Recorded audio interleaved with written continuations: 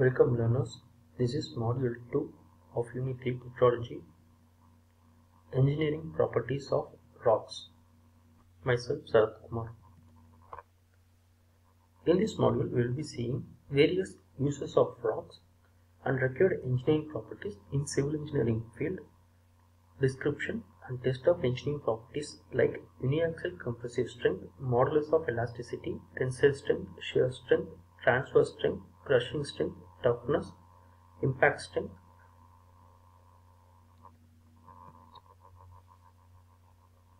Various uses of rocks and required engineering properties. The three areas in which rocks are extensively used in civil engineering field are: rocks are used as sites for foundation purposes. Second, it is used as building stone or stone for construction. Third, it is used as aggregate. When rocks are used as foundation purposes, the main criteria is it should sustain heavy loads. To determine whether the rocks will sustain heavy load, the civil engineer must know its uniaxial compressive strength, tensile strength, shear strength, and modulus of elasticity. These mechanical properties of rocks can be tested in the laboratory. We will be seeing what is uniaxial compressive strength, tensile strength, shear strength, and modulus of elasticity, and what are the tests to calculate these mechanical parameters of the rocks. We will be studying. The next step, when the rocks are used as building stone or stone for construction, the main criteria is it should be aesthetically good and it should be very resistant to weathering. So, to find whether the rocks are resistant to weathering or not, we have to find some physical and mechanical properties. Those properties are crushing strength, transverse strength, porosity and durability, density and appearance, abrasive resistance, frost and fire resistance. So when the rock is used as a building stone, it should have fire resistance. So how to know whether the rock will have fire resistance or not, whether it will resist frost or not? Because we have seen in weathering, due to frost action, the rock may get weathered, may get disintegrated into pieces. So when a particular type of rock is used as a building stone, it should have good frost resistance. So under building stone or stone for construction, we will be studying the properties in the second column. So finally, last, it is used as aggregate. Normally when it is used as aggregate, it is used either for concreting purpose or as in highway pavements.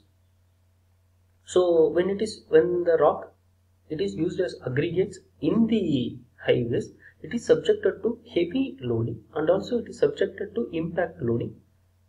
So rocks used as aggregates in highways should withstand not only heavy loads but also to impact loads, and also when it should have good binding properties and should be very resistant to hydrophobic properties.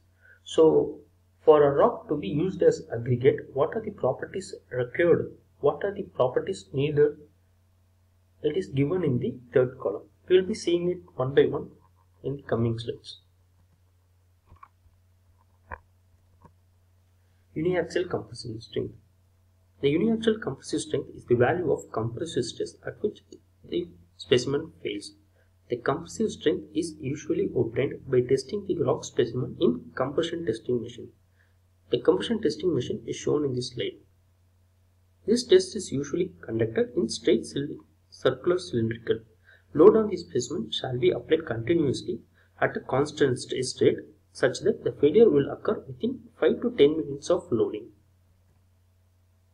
It is more commonly used test for rocks to determine its strength, but it should be done carefully for accurate results. The samples obtained during exploration are trimmed as per requirements. The specimen should be in a cylindrical form and length to width ratio of specimen should be varying from 2 to 2.5.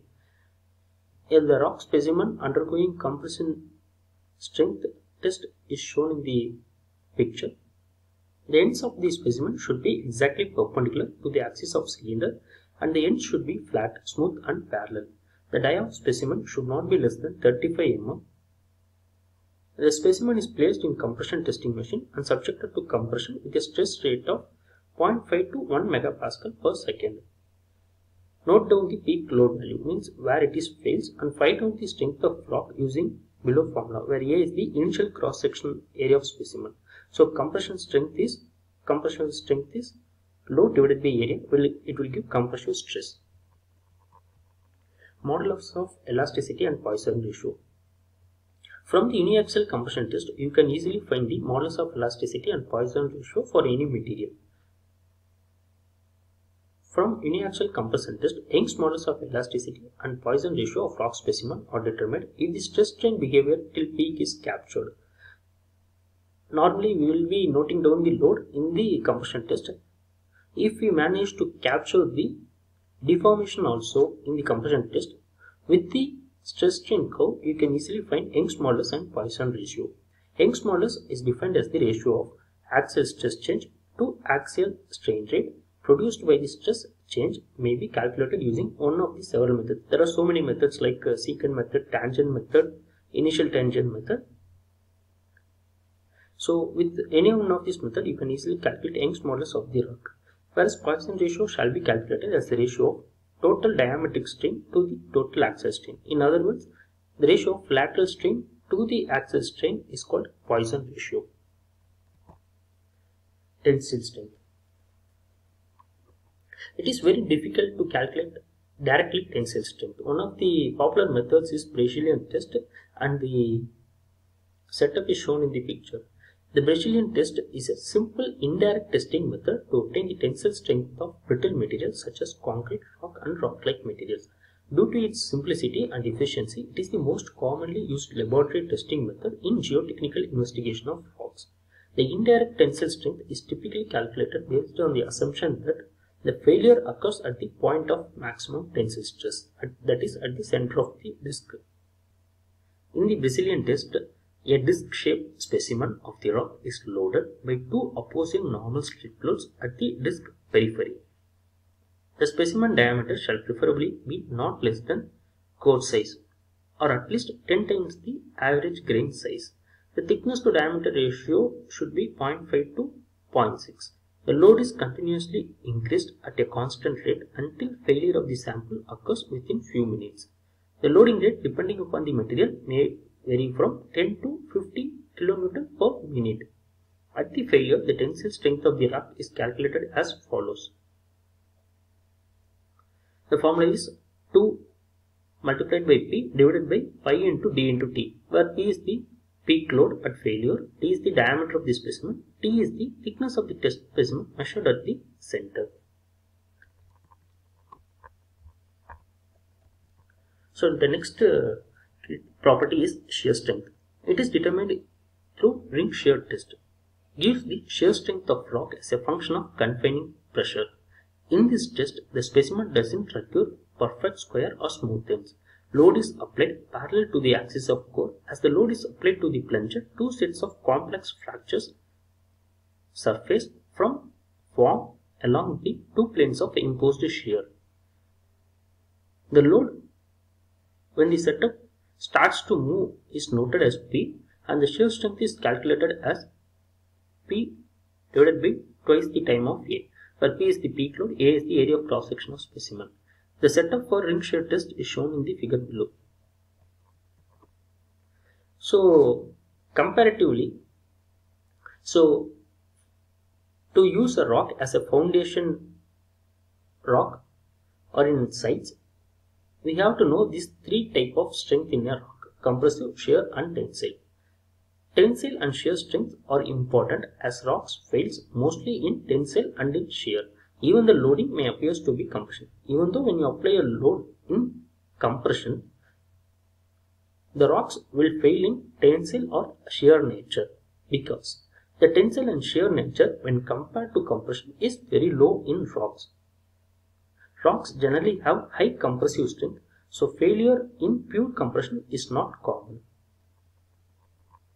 So these are the typical examples of compressive strength, tensile strength and shear strength of various type of rocks. As you can see, for if you take example granite, the compressive strength of granite is 1480. Here the units are not given. It's megapascal, Newton per mm square. Whereas the tensile strength is only 30 to 50 megapascal, whereas shearing strength is 150 to 300 megapascal. So compared to compressive strength, the tensile strength and shear strength are very low. That's why even though when you apply a load in compressive nature to the rock, it fails in either in tension or shearing. As you can see in the table, the tensile and shear strength for rocks like basalt and dolerite, it does not exist. Means it have very low tensile strength or shear strength. So such type of rocks cannot be used as foundation rocks.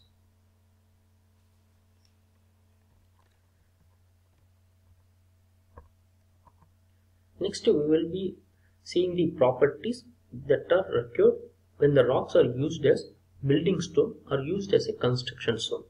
First criteria is crushing strength. From the crushing strength test, the ability of the aggregate to withstand heavy traffic loads can be judged. This test is done as follows. The aggregates reduced to 1 to 2 cm are dried at 100 degrees Celsius and about 3 kg of it is placed in steel cylinder of 15 cm diameter with closely fitting valve. A load of 40 tons is applied through the compression testing machine. The percentage weight of the resulting fines. Once the load is applied, it is taken out, sieved through the 2.36 mm sieve.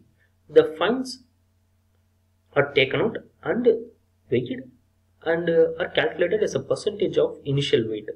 So the percentage of fines to that of initial weight, if it is less than 10%, it signifies an exceptionally strong aggregate, while the value of percentage fines is above 35%. The rocks are normally regarded as weak aggregate. So the next criteria is transverse strength. This is also called as flexural test. In this, the load is applied perpendicular to the longitudinal axis of the rock. Normally, the beam here at the rock specimen is subjected to bending till failure occurs. Generally, 4-point flexural loading system is used. The bottom surface of the beam is supported at 2 points, one near each end. The top portion of the beam is loaded at the third points. The system produces pure bending in the middle third of the beam. For this setup, to calculate the flexural strength, the formula given is 16 PL divided by 3 pi d cube, where P is the peak load at failure, L is the span length, D is the diameter of the specimen. The next one is porosity. It is a very important property because it indirectly gives the permeability property of the rock. It is defined as the ratio between the total volume of pore spaces and the total volume of the rock sample. The size, shape, nature of packing, etc. of the constituent grains are responsible for the porosity of rocks. It is an important engineering property because it accounts for the absorption value of stones and also for the lower density of rocks. Thermal conductivity and durability are the other properties indirectly depends upon porosity. Means when you have large porosity, its thermal conductivity is large and its durability is not that strong. Some common porosity of rocks. Igneous rocks, granites 0.1 to 0.5%, basalt 0.1 to 1%. In sedimentary rocks, you have porosity in the range of 5 to 25%, and in limestones you have porosity in the range of 5 to 20%. Metamorphic rocks, marble 0.5 to 2%, quartzite 0.1 to 0.5%. So for any civil engineering applications, you should use rocks that have minimum porosity. So sedimentary rocks you can't be using in most of the civil engineering applications. Thank you. We will be seeing the continuation in the next video.